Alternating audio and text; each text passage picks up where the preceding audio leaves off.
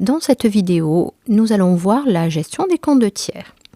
Donc, toujours traitement, et nous allons aller ensemble sur gestion des comptes de tiers.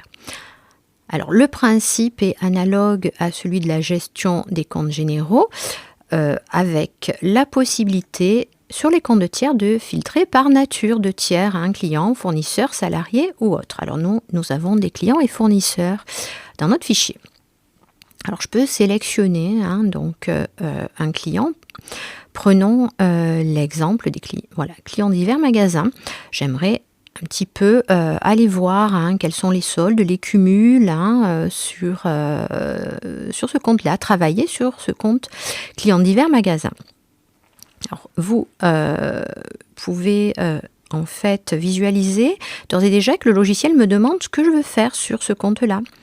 Alors, gérer le compte, ce que l'on va faire, encaisser une facture, saisir une facture ou un règlement, ou bien générer des rappels. Alors, pour ceci et ceci, le logiciel me basculerait ici sur la saisie en journal de banque et ici sur le journal en journal des ventes, puisqu'il s'agit d'un client. Les rappels feront l'objet d'une nouvelle leçon. Alors, nous allons aller sur « Gérer le compte » ou bien ouvrir ou double-cliquer, aller ouvrir ou double-cliquer sur le client choisi. Voilà, donc la fenêtre interrogation et lettrage du compte de tiers s'ouvre.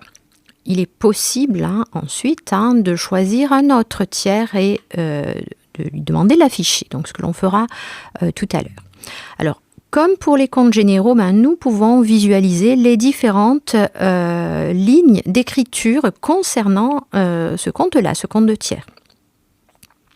Voilà, nous pouvons voir un règlement, nous pouvons voir nous pouvons voir une ligne de facturation, un journal de vente, le ticket Z, mais nous pouvons également, comme pour notre compte général, aller sur les cumuls. Alors, sur les cumuls, nous avons aussi nous avons les cumuls en débit, en crédit, ainsi que les soldes. Et nous avons également la possibilité de visualiser un graphique. Alors, on pourrait lui demander, parce que sur un seul mois, ça risque de ne pas être trop visuel, trop pertinent. On va lui demander, moment débit, crédit et solde. Voir un petit peu. Alors, on voit qu'on a 3 courbes en fait, et on pourrait avoir au moins le mois les variations concernant ce tiers-là.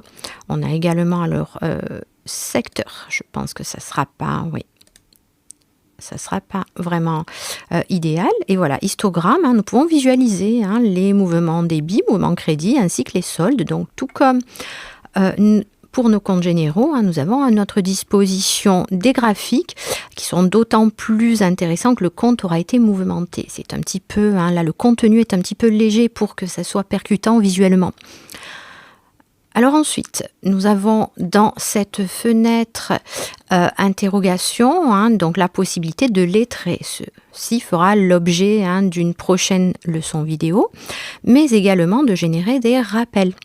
À l'aide de cette même fenêtre, cette manipulation-là fera également l'objet d'une vidéo particulière. Nous pouvons également filtrer par écriture lettrée, il n'y en a pas, non lettrée ou toutes les écritures. Voilà, donc la présentation de cette fenêtre, donc gestion des comptes de tiers, est maintenant terminée.